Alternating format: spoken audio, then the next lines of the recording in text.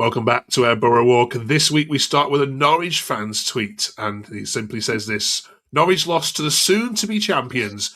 Very, very impressed with how you lot move the ball. Absolutely fair play. Now we are level on points with Coventry, and oh my goodness, the Coventry Twitter is an absolute meltdown for Hellball. Welcome back to 20 more minutes of Borough Chat. Welcome Sean, Sarah, and Jonathan. Craig is flying at the moment off to work, so we'll catch up with Craig next week. But we have a special guest, as you can see, with us this week. Delighted to be joined by Hammarby fan Jocke. Welcome, Jocke, to our Borough Walk. How are you? Thank you very much. I'm just pretty fine. I'm guessing you are as well, as Borough fans today. These three are absolutely delighted. Jocke, these three are going to want to question you about what style of football you saw at Hammarby, and just how excited are they? Can they get about Hellberg? You'll fill us all in on that a bit later on. Is that okay? Yeah, of course. Fantastic. Great to have you on board then. Let's get into it then, shall we then, Sean? Is it fair to say that we saw a different Borough this week, the one that could just ride it out? Do you find a different way to win?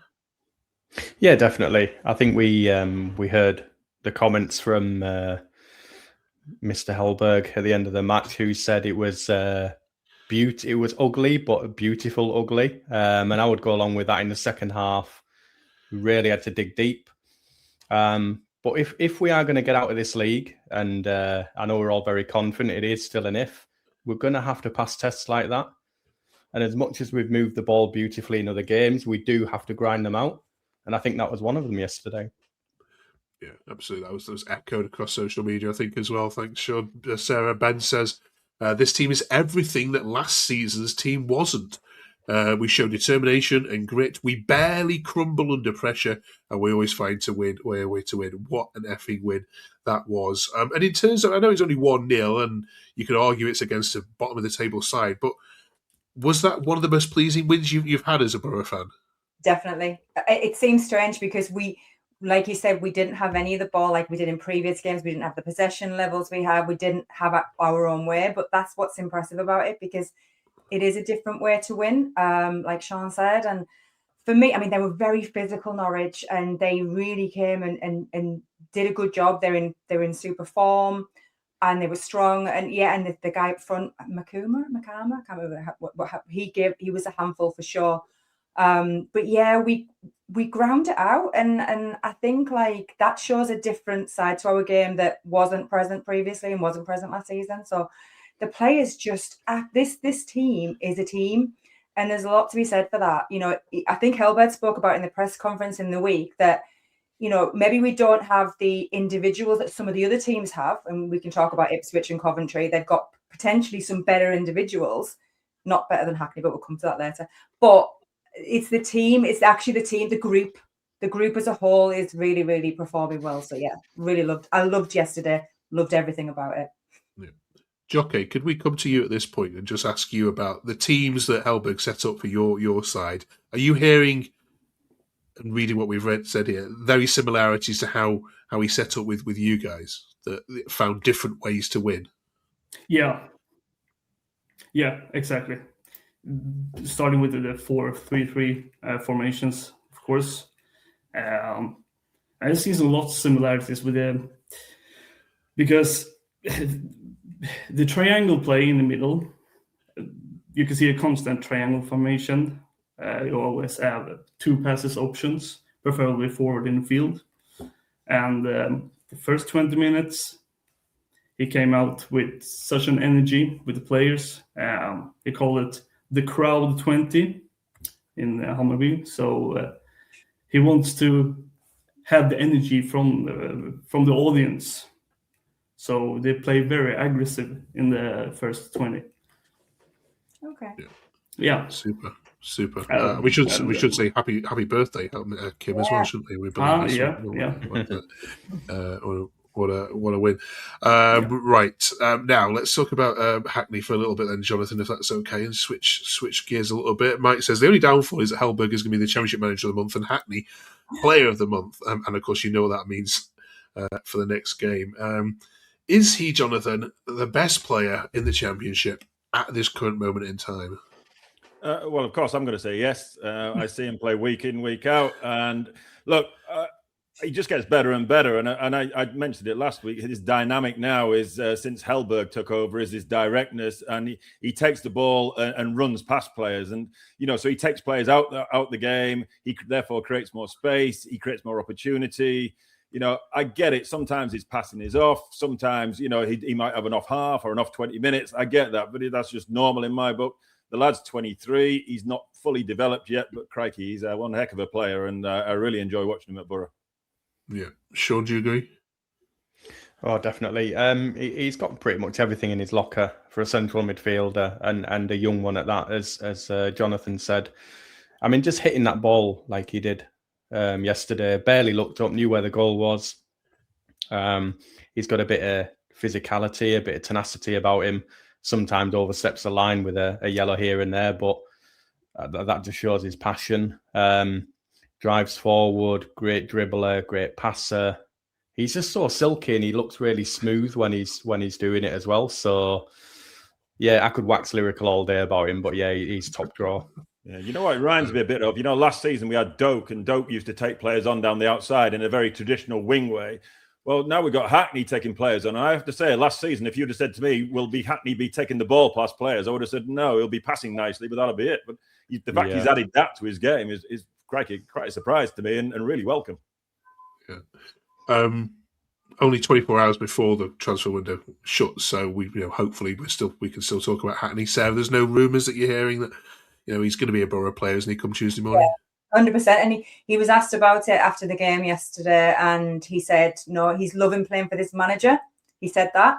And I can see that, I think we talked about that before, that Hellberg's come in and he's just gone, right, Hackney's my guy, and he's who I'm going to, he's allowed him to play his game exactly how he should play it. And he's made Hackney even better. And yeah, I don't see it. And I don't think he was ever going to go in January. He will go in the summer if we don't go up, because he deserves to be in the Premier League. And Hellberg said the same the other day. He actually said he deserves to be somewhere better. And what he meant by that was not better than Boro, but better than the Championship. And he does. He deserves a go at the Premier League. So I just think he's been astonishing. And he really, yesterday, really very, very good. Yeah. I mean, Jocke, in terms of man management, and like you just heard there, Sarah describe how his relationship with Hackney is that something that you noticed at Hammarby as well, that he's work with individual players? Yeah. What was your view on working particularly with young players or managing players that need perhaps just arm around the shoulder? As Hackney is a captain as well. The captain in Hammarby was the same type of player, actually. So when they how are we going to take the words out? The captain is like, what do you say? Sorry, I'm lost for words. He's the manager on the pitch. He needs to get the manager's message to the players. Yeah. So he wants to have an intelligent player that tells everyone how to do it on the field. Brilliant. So he's also good with young guys as well, young players. What can I say? He done some miracles with them. So we've seen them.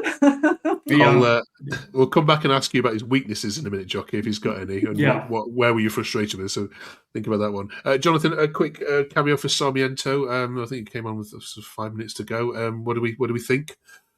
Yeah, good addition by the sounds of it. I think anyone who joins Hellberg and his style of coaching is going to enjoy his football. And if you enjoy your football, then you've got a great chance of being of progressing. So let's see. I don't really know too much about the guy, even though he's we've had an introduction to him. So I'll be interested to see how he performs, how he gets on. I'm assuming he's going to come in off the left and be competition for McGree and Castledine. A player we've spoken about, Jonathan, many times on here is Bergzorg. Obviously, he's now a Bristol City player. I don't think you're going to be shedding many tears, are you? You know what? I was a little sad when I saw Bristol get thumped on Friday and Bergzorg sat on the bench. I mean, what a shock that is. I mean, you go from winning football in 4-0 to getting thumped 5-0 and getting booed by your own fans. So, Yeah, I mean, look, we had to make space in the team, so Bergzorg was the fall guy on this one, and you know what, he had a good farewell in that sense, because his game picked up the last few games, so fair dues to him. He kept going, and he improved as time went on. But yeah, we needed to make space, and he was the right guy to go. Okay, an assist for McGree, Sarah, as well. We need to talk about him. Yeah, is he? I mean, he was brought off, wasn't he? I think with and replaced by Gilbert. Who's the better of the two in that position? I mean, that's so it's quite interesting because as the 60 mark went up on the clock, you could see that they were ready in the substitute. So it was obviously predetermined that he would go off after 60 minutes. He was furious. He did not want to go off. I looked over to him and I could see him going, no. He was like literally shaking his hands as if to say, I'm all right, I can play on. So he was disappointed to go off, but they're obviously managing that because we need to, because he is so important to us. And it showed again that he's important to us. But there's not enough words for me for Ali McGree. If we keep him fit, we get promoted without doubt. I'm fairly certain of that. Yeah, I suddenly forgot you were his number one fan. Quick word on Whittaker, Sean, as well, please, if that's all right. I mean, he's had his critics recent weeks, but is he making that role his own again now? Well, I think so. I know football isn't always a numbers game, but you look at the output that we've got from him. Technically, he's really good, and I think Hellberg's trying to develop that sort of competitive and combative side to him a little bit. You know, he's not the biggest lad, but as long as he tracks back and works hard. But yeah, I don't see anyone displacing him on the right, and he roams across that front line, and with his technique and his shooting ability, he's always a danger for us. Just a word on McGree as well, who's unbelievable. I think it's nice that we're going to have a bit of a blend of players like McGree who can come in, drift into the middle and play with Hackney and, you know, have phases of play. But now we've got Sarmiento, I think he's more of a tricky, more of a wide player that will go past players and maybe sort of get shots on goal as well. So it's varying the threat, and it bodes well, I think. Brilliant. Right then, Jocke, where is this all going to go wrong for them? We haven't seen any weaknesses with the manager yet. Maybe in that spell over Christmas we had all those draws, perhaps. But does he have any weaknesses? Yeah. I will say it's the substitutions, actually. Okay. I think he doesn't succeed that often with his substitution. The game changed, and I don't know. It seems like when the subs is coming in, they don't really know how they're going to play. So I think that's the kind of worst thing with him. And you also have this low-standing defense team, like when you're parking the bus. Formation of the 5-4-1 or 4-5-1 formations. He had a kind of trouble to unlock the defense. It was like just a mess. Okay. Yeah, we've seen that already a little bit, Jonathan, haven't we? In over Christmas. Yeah, a little bit, but also I think it would be fair to say that the apart from I think the only blip in Hellberg's 14 games in my book is Blackburn on Boxing Day. And the reason I say that is that against Derby and Hull, for me, the problem was we didn't score. So it wasn't necessarily we struggled against the low block. I think we created an awful lot of chances.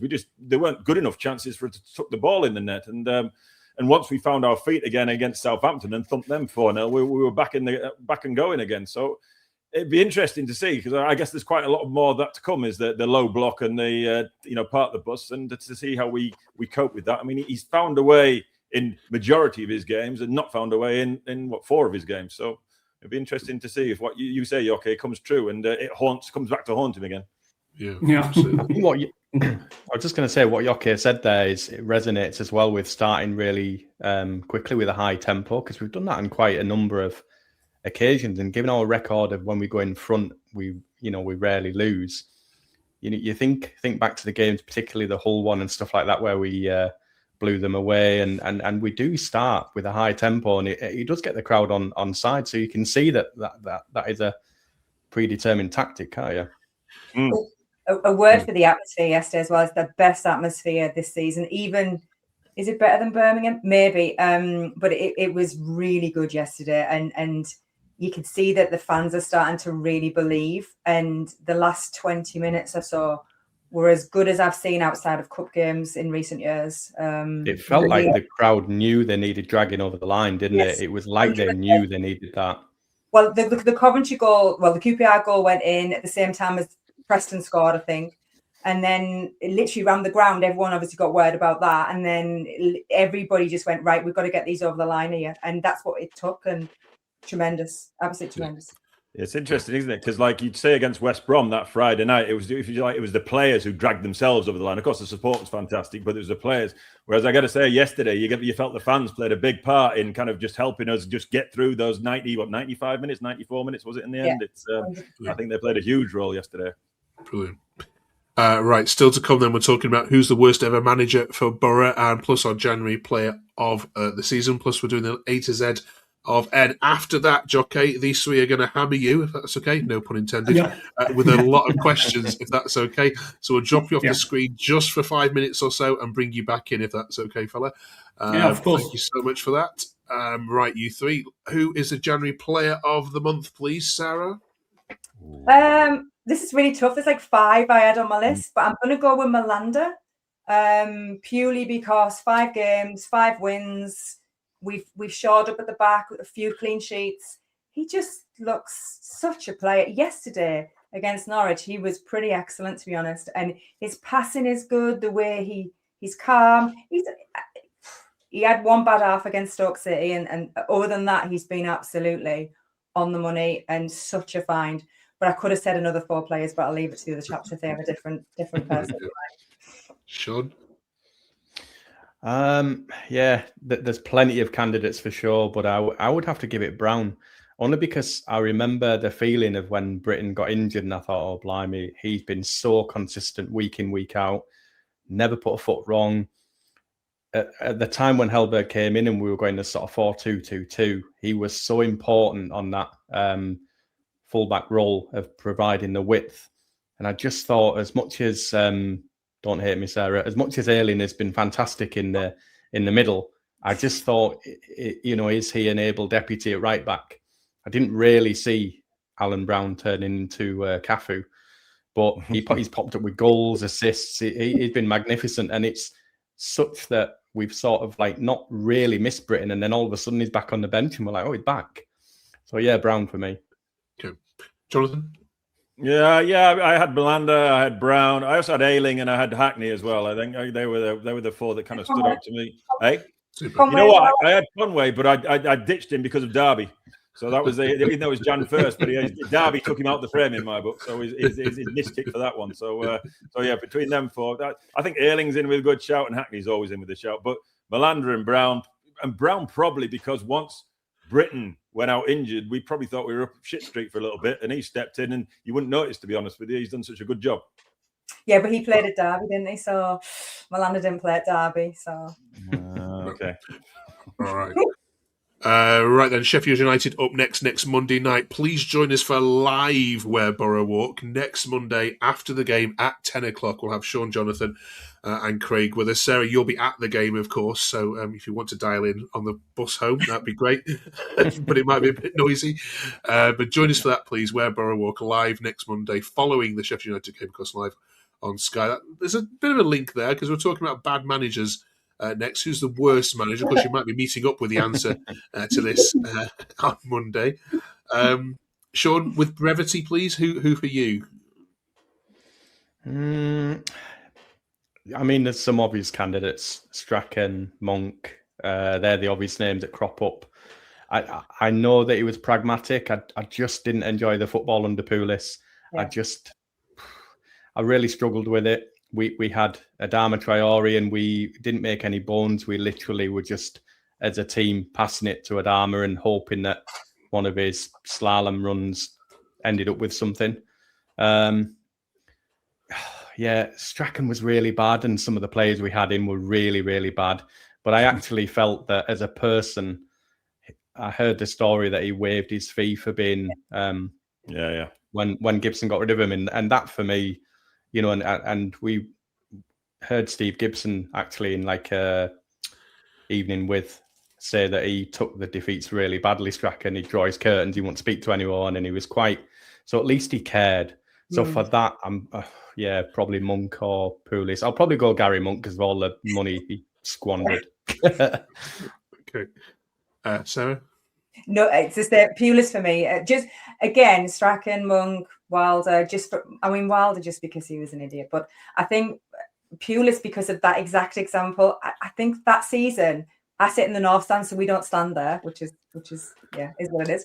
But I don't think I got out my seat that season. Like it was really, really difficult, and it was very much our only tactic was give the ball to Adama, and you could hear him like, "Give it to Adama, give it." And yeah, that was not for me. I didn't enjoy that season and a bit at all. I know we got to the playoffs as well, didn't we? But awful. He steadied the ship, wasn't he? He said that we went from Monk, who kind of did what he did, and then Pulis's claim, he said we steadied the ship, but it was fucking awful. It was awful to watch.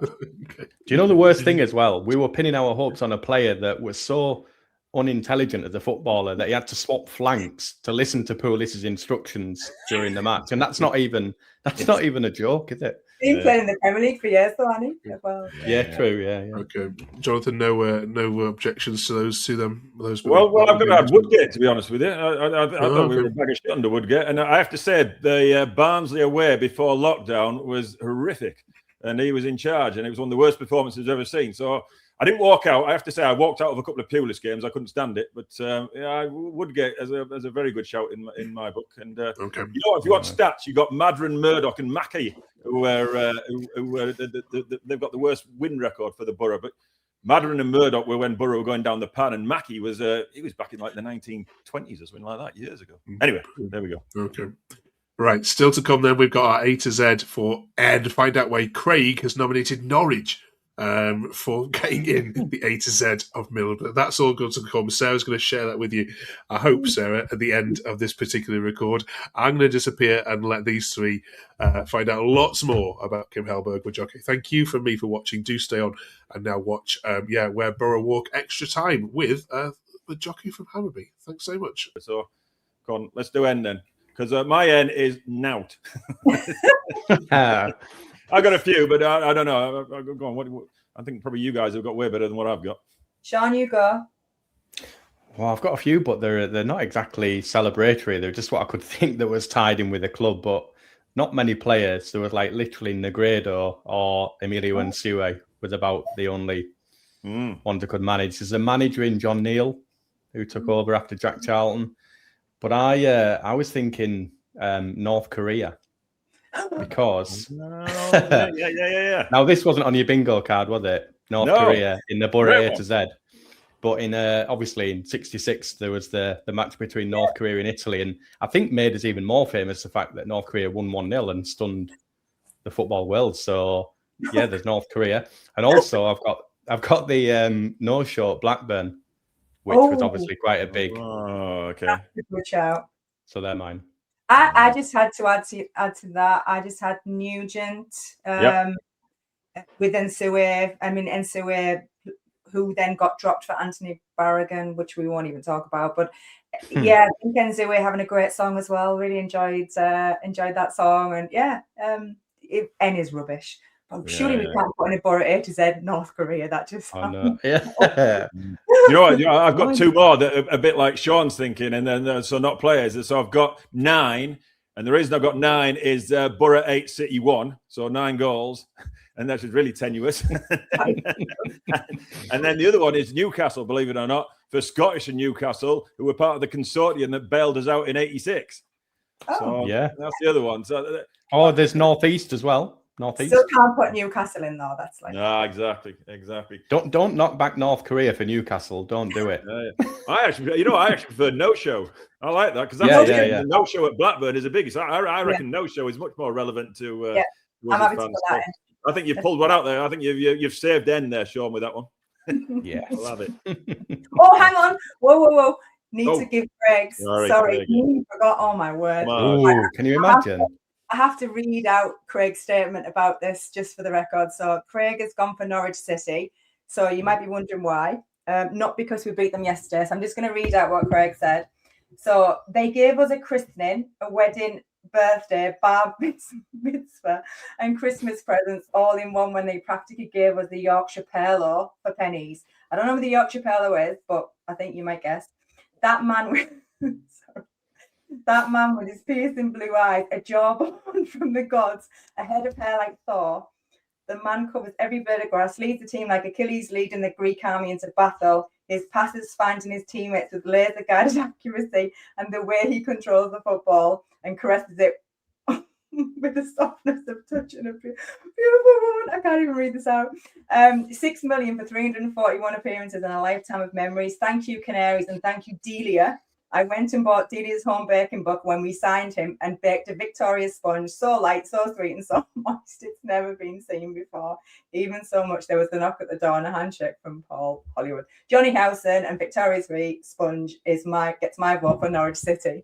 Yeah. And if viewers, you're wondering where Craig is, it's actually because it clashed with his therapy because he's still not got over that Howson's left. So I can't believe I had to read that out when I was reading it. I was like, oh my word. Anyway, sorry.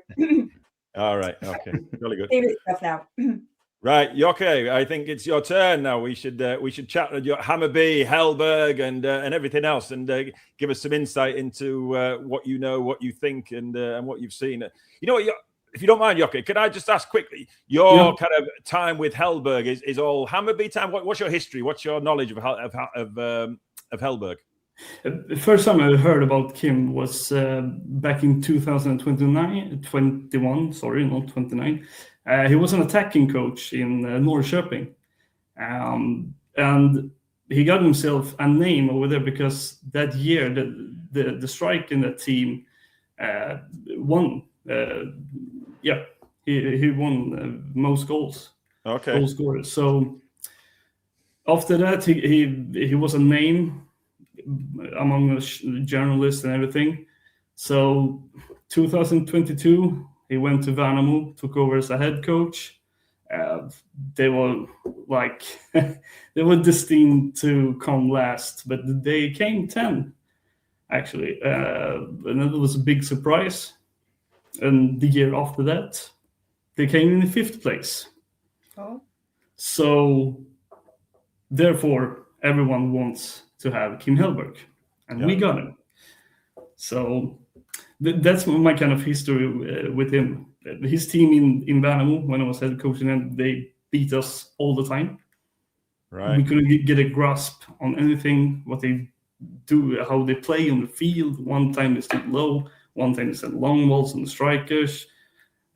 Next time they have a lot of possession with passes and everything. Yeah. So, yeah. So when he came to Hammarby, what was the feeling then? Because when he came to Boro, there was a lot of who is this guy? But Hammarby had, I mean, you obviously had some knowledge of him. So across Sweden, was he well known, and than he is in the UK? So what was the feeling of you guys when you got him as your manager? We got the best coach in Sweden, no doubt. We were so pumped when he came. It was like, oh, we're gonna get this gold for once. We only have done it one time in 129 years. So, what sort of team were Hammarby when Hellberg took over? Were they top, middle, bottom? No, middle. We had a rough year that with Martí Cifuentes. You recognize him? Yeah. He got sacked from Leicester. Yeah, Leicester fellow, right? Yeah. So he kind of destroying the football for us. So when Kim came, he had a lot of work to do, because Marty's play and Kim's play was totally different. And would you say Hammarby had a good set of players with a bad manager, or a bad set of players with a bad manager? Goes both ways, maybe.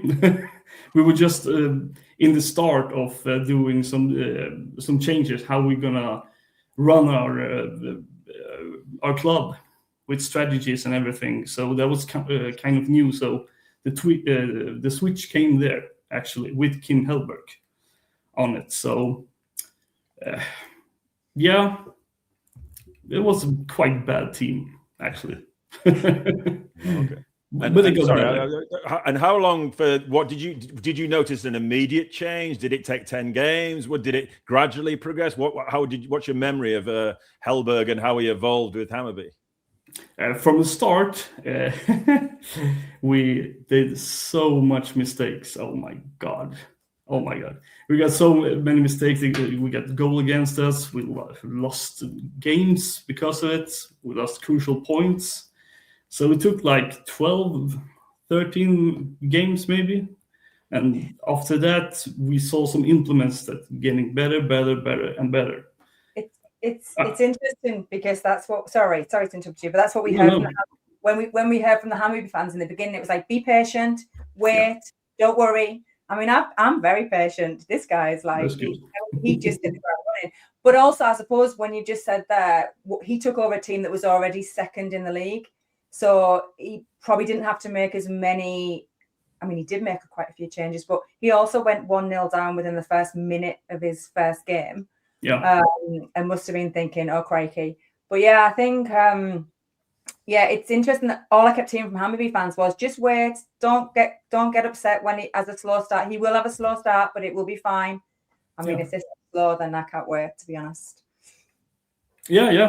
You have to be patient. He has small adjustments that comes every time. So the first game I saw actually was it West Brom maybe, and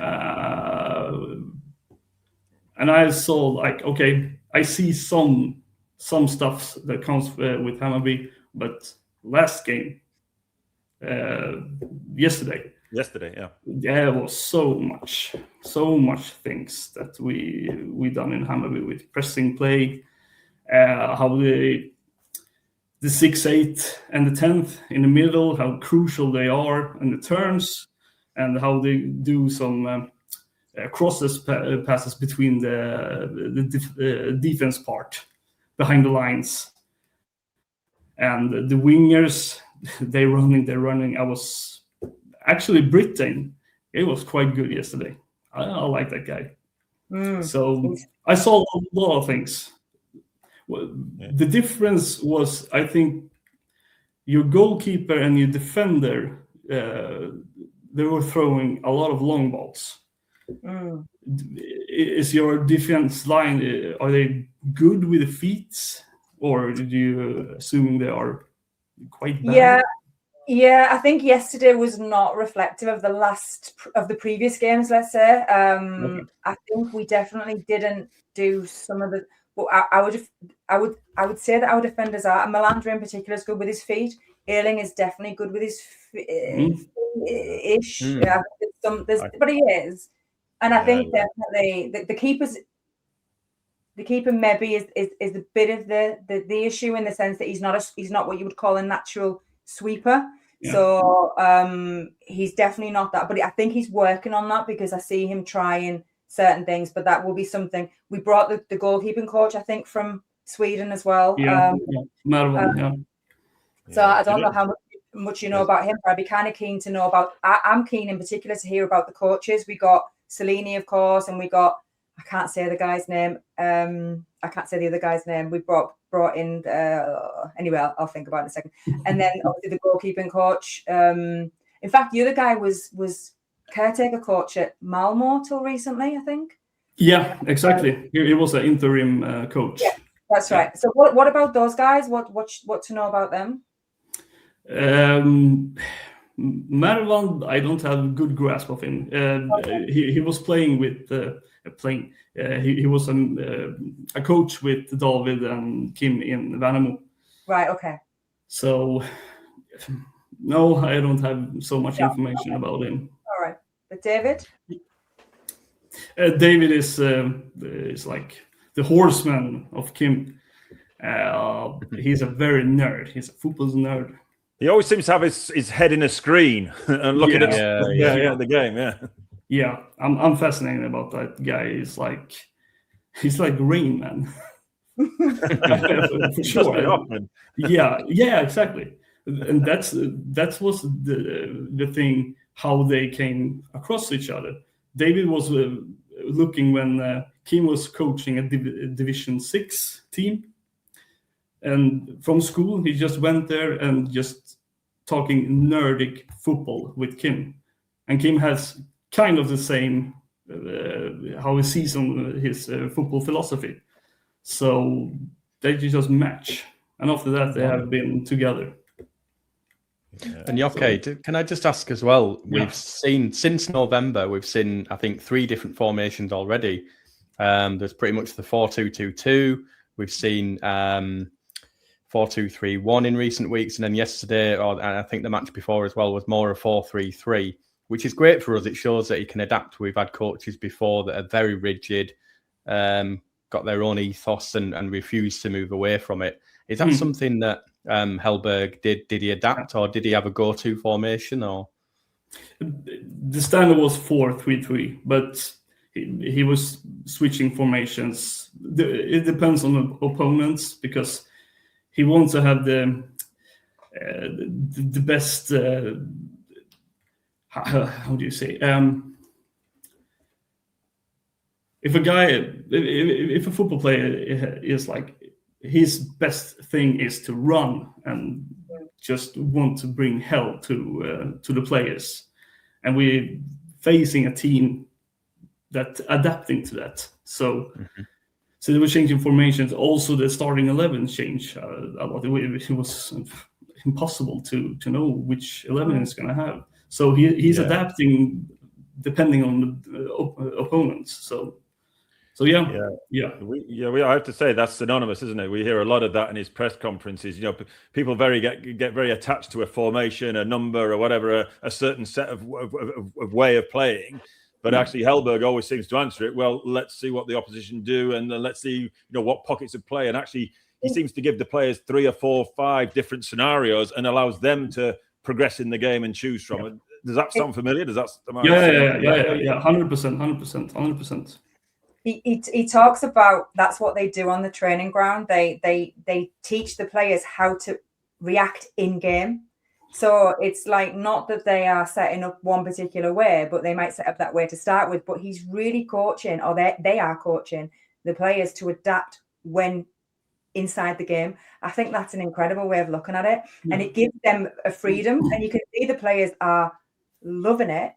They're loving that freedom. They're loving that ability to decide and change. And it's really, the biggest compliment I can give him is that he's individual. I think every single player, there isn't one player he hasn't improved. And those that haven't done something are out. Bergzorg didn't improve, sorry to say. He did all right. He did play all right towards the end, but he wasn't improving how we wanted him to. He's gone. We'll see Nipan move on. Hamilton got a chance and has been nowhere near since. So the players where they haven't, he's like, right, done. See ya. And Hansen is another example. Yesterday we put on a player that hasn't played for months ahead of Hansen. And it tells you a story about the players that improve under him. He trusts them, and I just think he is he's a genius when it comes to things like that. Did you feel at Hammarby he had a clear out, Jocke? So when he joined, did he kind of work out who he wanted, and then kind of over the transfer windows he then evolved the team and got rid of what he didn't like? You found that? I'd assume it sounds obvious, but I'm assuming that's what he didn't just transform every player into a great player. No, he didn't. But most of them he did, actually. But he was a very, very big part of the transferring with our management. I think he took 3 players from his former team to us, and wow, we are so afraid that you're gonna snatch him, one of the players. That's an interesting point, actually. Who would you say you would worry about coming to Middlesbrough if you were? Should I say the window's about to close, but who are your star players you think would Hellberg would like? Eriksson. Yeah, Victor. Yeah. The centre back. Oh my God, he's a beast. He's good with the feet, and he's a beast. The only thing I would say is that we bought a similar defender to him already that just started in January in Malanda, and maybe that might not then be a requirement potentially. But I don't know. We'll see. Tell me, Jocke, we spoke about this on messages and other people won't have seen this. One of the big talking points at Middlesbrough at the minute is the number 9, and especially in January that we haven't got a replacement, and a lot of fans are crying out for a replacement. Now, the statistics, as we said, in Middlesbrough have shown that actually we score a lot of goals. In fact, the last 6 games, nobody scored more goals than Middlesbrough have, but they've not come from the number 9 player. And fans are concerned that they think the number 9 should be the goal scorer. What did you find at Hammarby? Did you find anything similar or different? What did you see? Yeah, definitely. The first number 9 in our team, he actually he scored 4 goals, actually. But we scored 4 goals, and we scored 60 overall. But he was so crucial in the pressing play when he had the transitions, when he switched into the defense. He made the opponents do so much mistakes. He was causing a lot of damage on the opponents. Like Conway. Conway. Conway. He was excellent yesterday, Conway. Yeah, he was very good. I can see why Hellberg did have him as long as he could, actually. Yeah. Oh, interesting. What's it going to say? You maybe think so. The fact that we haven't been able to sign a striker is what the fans are concerned about. And from what you're saying and kind of what we've seen, although it's not ideal, you wouldn't say it's a huge concern given what you've found at Hammarby. No concern at all, because the 9 is not a typical 9 in his football philosophy. You have 3 attacking players, and the 9 is just one in the middle. Mm-hmm. And you have the wingers, because everyone sees sorry. No, sorry. Carry on. But everyone sees the 9 should be the star. He's gonna do a lot of goals, but in Kim's play, no, he's just quite equal like the wingers. So, and I think it has to do with the pressing play, actually. It's a great way of looking at it. Very often the 9 thing. Yeah. No, I was just going to say it's a great way of looking at the fact that we pin all our hopes on a number 9, whereas, to be honest, it doesn't really matter. And in possession, we've seen a lot that we often pin the defence, and we have 4, sometimes 5 runners, and it doesn't really matter whoever that person is that sticks it in the net. And I think that's great that we've got someone like Tommy Conway, but he doesn't seem to feel burdened by the pressure, because we're winning games and we're scoring 3 or 4 goals, and they're coming from all over. So, and tell me, was there a player in your team? So my personal feeling would be if we lost Hackney, if he was injured, that would make quite a difference to the team. Yeah. Was there a feeling in Hammarby that that anybody was replaceable, or did you have some non-negotiables who, if they went out the team, despite Hellberg how good he is, he wasn't able to compensate for that? Yeah, we had our captain as well, Naib Besara. He's winning the scoring league, and 2 years in a row he done 28 points for us with assists and goals. He is very crucial. If he gets hurt or he's overworked muscles, or we are done. We were done. Yeah, okay. So Hellberg's a genius, but he can't replace a great player. Yeah. But until the last 6 games last season, and then a 17-year-old came from the academy up to us, and he's a very good player. He's very, very like Hackney. Okay. Yeah, and he's only 17.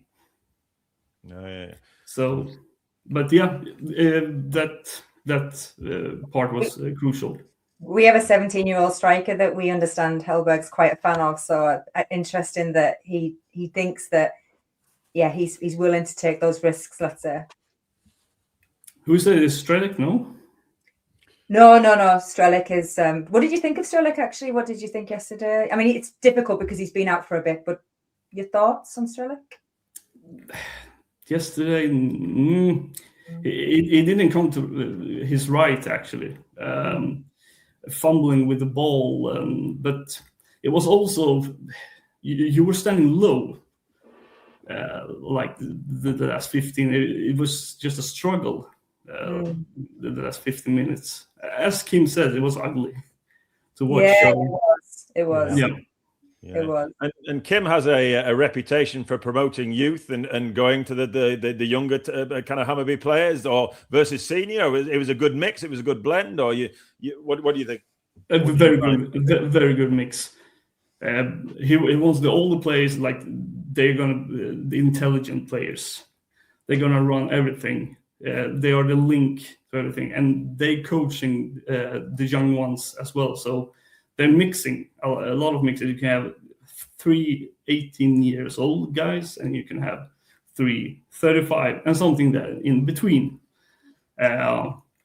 He was very taking up players from the academy to just train, so they are gonna adapt and learn, because next year they're gonna be prepared for playing in the highest league. So he used a lot of young people, young players.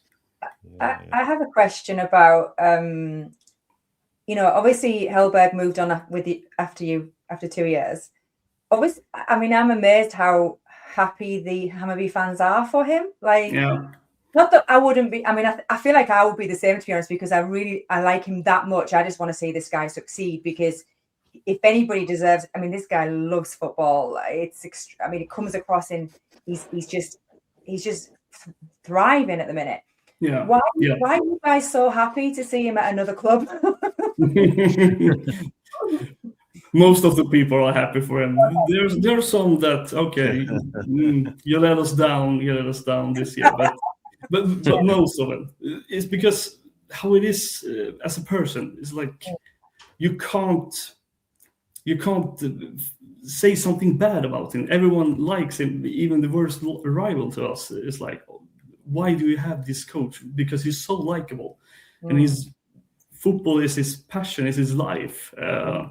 So not only because he's a Swedish coach, because throughout the years the Swedish coaches has not succeeded in Europe since Svennis, and now Kim could be the second Svennis. Yeah. Actually, so we're rooting for him. We're rooting for him. All the best. And you expected him to go after 2 years? It was a surprise. It was on the cards. It was a surprise. Yeah, he said as well. He was determined. Like, I'm gonna get gold with Hammarby this year. So he went on vacation, and phone was calling. I think it was Norwich first. No, Swansea first, I think, was it? Swansea. Yeah. Thanks. And somewhere there, Middlesbrough just called him, and there was an opportunity he couldn't say no to. And we understand that. It's like, I think I wrote it before. He has 2 big dreams. One is to coach an English team, and the second one is to coach an English team in the Premier League.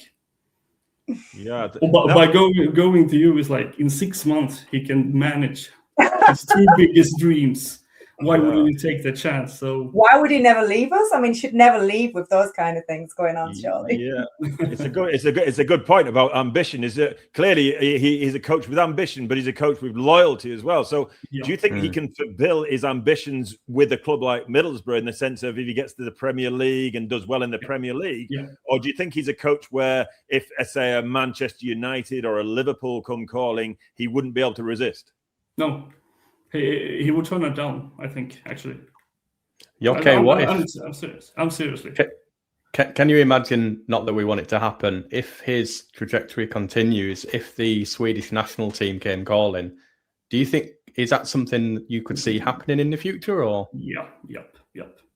People are talking about it, like, now. He's going to be the next national coach. For sure. Well, many years away, that job. Well, yeah, and let's deal with some sticky bits as well, shall we? Is that so Hammarby, great, they finished second, but they didn't win. Why didn't they win, do you think? This year or last year? Either. You take your pick. Whatever you Okay. feel in your mind is the best way to answer the question. Last year or this year, yeah. The team that won, they actually broke the point records. Okay. Wow. So no other team in the history has has gained that much points. They only lost one game out of 30. Wow. So there was like, okay, you cannot do anything about it. Actually, they were so good. They were so good. But yeah. But you ran them close, right? Well, how many points did you ran them close? Run them close? You pushed them right to the end, or? No. It was done like. Oh, was it? Okay. Yeah, four. Okay. Yeah, it was 4 games left when they secured the title. Wow. And in your mind, did you think what was better about them than the Hellberg team? Was it they had better players? Was it what was it in your mind that kind of the collective? They had the same team for 3 years, and every player got better and better.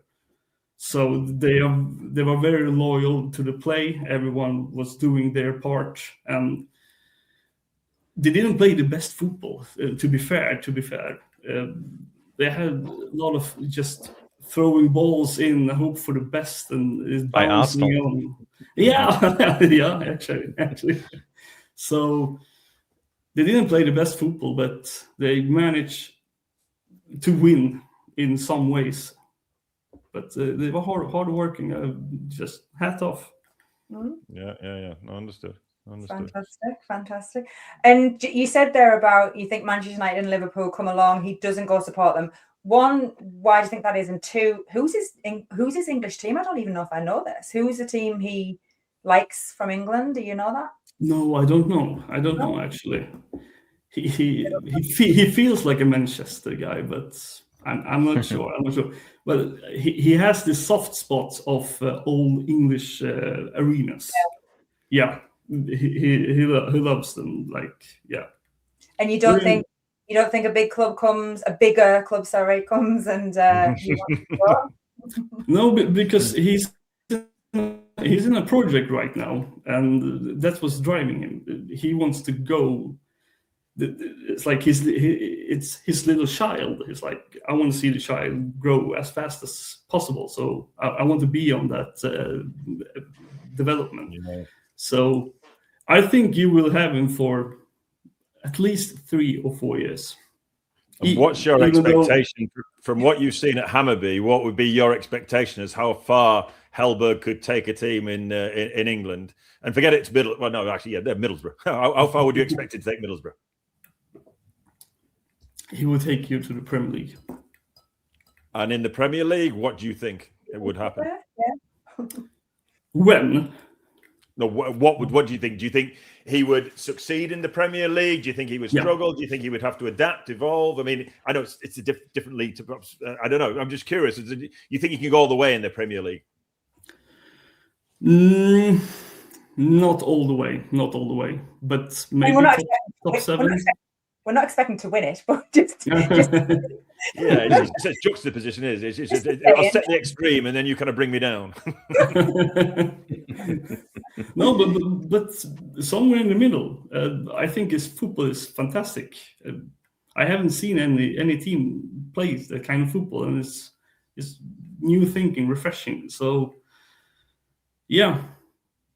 I was going to say, does anyone in Sweden play similar style to Hellberg, or has anyone since he's been has tried to adapt his style? Is anyone trying to replicate it or copy his style in Sweden? No, not at all.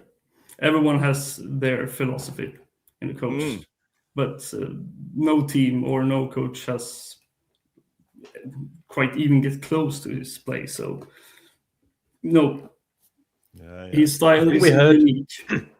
I think we heard about some of his inspirations, didn't we? I think he said he liked De Zerbi and he liked Bielsa as well, and that kind of sort of really swashbuckling, attacking football, and you can definitely tell those kind of influences exist in his kind of mentality. But yeah, I've not seen many like him, to be fair. Yeah, I remember Luke Ayling saying, like, quite early on, actually, he'd gone in, spoke to the lads and said, this guy, watch and listen to everything he does. He's going to improve you. And I just remember thinking, I mean, it was quite early on that he said that, Luke, but he'd obviously worked with Bielsa at Leeds and he was a big fan of Bielsa. But he said, this guy, work with him, watch him, listen to him. And Hellberg talks about in the press conference, doesn't he, that the players are so invested, like he's sending them videos, they're watching when they go into the meeting room, the players are almost in the screen because they're so fascinated by what he's showing them. So these techniques, the WhatsApps he talks about, he sends the individual players WhatsApps of their performance, and he'll highlight things that they can change, because he also said, which I've never heard a manager say, he uses the games to improve. He doesn't sort of like, he's not necessarily he looks at every game is information for him. So he looks back at it and he uses that game to improve for the next game. It's just, it seems obvious, but I just don't think you hear other managers talking like this, whether they do and don't share that. But definitely an oversharer, by the way. He's definitely an oversharer. Yeah. Do you know what I think is great as well? That he, we don't mention Viviash very much, but I think he's got someone there who's got the know-how of the league. And when, we're not privy to these kind of conversations, but I guess when Hellberg is sort of putting some ideas across or saying, Eddie's sort of there to temper that a little bit sometimes and sort of say, well, in this league, that might work or that might not work or whatever. And it must be great for him to have that crutch and that experience next to him while he's trying to evolve the team as well, I think. Yeah, very much so. Very much so. And sorry, Jocke, how are Hammarby getting on this season? Next season. Sorry, I haven't even started. Aren't you, Craig? When did your season start? It starts the 6th of April. What's the anticipation without Hellberg? The team is very good. We are in the betting list. We are among top 2, top 3. So we have very, very good team. And the new coach that has come, he's interesting, because last time he was coaching a team in Allsvenskan in the high top tier. They came last.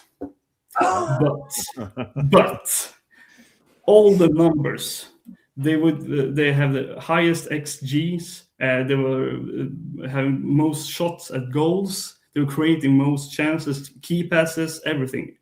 The underlying numbers was they were on top, but they had two bad players that couldn't score. So it's interesting, because he's a very smart guy. He also quite of a nerd, like David. Okay. So I'm stoked for it. Good. I'm pleased to hear it. Can I just ask, are you now a Middlesbrough fan? Can we count on your support? Or your second team, maybe? Nah. I have Kim support. I think that's the thing, isn't it? I think you'll all follow Kim where he goes, won't you? Because of that affinity and that you have with him. I can see that, and not only from you, Jocke, but from, as Sarah said earlier, from loads of Hammarby fans. There's a massive affinity, and even after 14 games, only 14 games, it's obvious why that exists. So it's very good and very reassuring to hear what you say. I have to say, the way Hammarby progressed, how Cellini fits into it, and the whole modus operandi of Hellberg football, we're certainly benefiting from, and if hopefully it will continue that way. Yeah. I don't know, how are we looking for questions? Sorry, Sean and Sarah. I'm conscious. I'm looking at the time here as well. It's that have we got more to ask? Sean? No, I think we've got a good cross section of what we wanted to know and some good insight. I think what we should say is that the viewers who are watching, and we'll not put you on the spot, Jocke, but if we get any questions from the viewers who are watching, we might field them your way and answer, and you can answer any questions that come your way from our viewers, because I dare say there might be a few of them thinking, ask this, I want to know, that we may not have covered. So you might get a little bit of that in the future, Jocke. Yeah, no problem. It's been brilliant for you to come on board. I really appreciate it, your time. And I know English isn't your first language, and I think Sarah probably suggested this to you. You might have a little Swedish message for the Hellbergs if you want to, Jocke. If you've got a little something in Swedish in your native language, so you can finish our podcast off in your native language, I think. Okay, I will go. See if you can understand what I'm saying. The answer to that's no. Tjena Kim! Vi vill tacka dig för de 2 underbara åren vi hade tillsammans. Vi är många som följer dig nu på din resa mot drömmen till Premier League. Se nu till att fixa detta så att du kan bli den nästa Svennis. Stort lycka till att ta Boro to the Prem. Vi är då, nu och sen, och vi ses snart igen. Wow. Can you tell us what you said? Yeah. Tjena means hello. That's how we Hammarby, where we come from in the Stockholm part, we say tjena. I said we just want to thank you for the 2 lovely years that we had together. We are a lot of people that's following your dream and your journey through towards Premier League. So you better fix this now, so you can have the same status as Svennis and become the next Svennis of Sweden. And major good luck to taking Boro to the Premier League. And the last part is we are the present, we are the now, we are the later, and we will see you again. Oh, that's brilliant. Like him. Very good. Thank you What a so great way! I like that. Well, you know, I think the 3 of us should shut up because I think that's a great way of ending. Brilliant. All right. Brilliant. Well, Brilliant. Thank you so I guess much. we should bring the podcast Yeah, to an end. thank and you say so much. Thanks very much for watching, Thank you everyone. so And much. thanks for joining us. That's been brilliant. And we'll see everyone on a week on Monday for after Sheffield United. Yeah. Cheers. Thank you very much for having me. Best Thank of luck. you. Bye-bye. Thank you. See you. See you Bye. then. Bye. Bye-bye.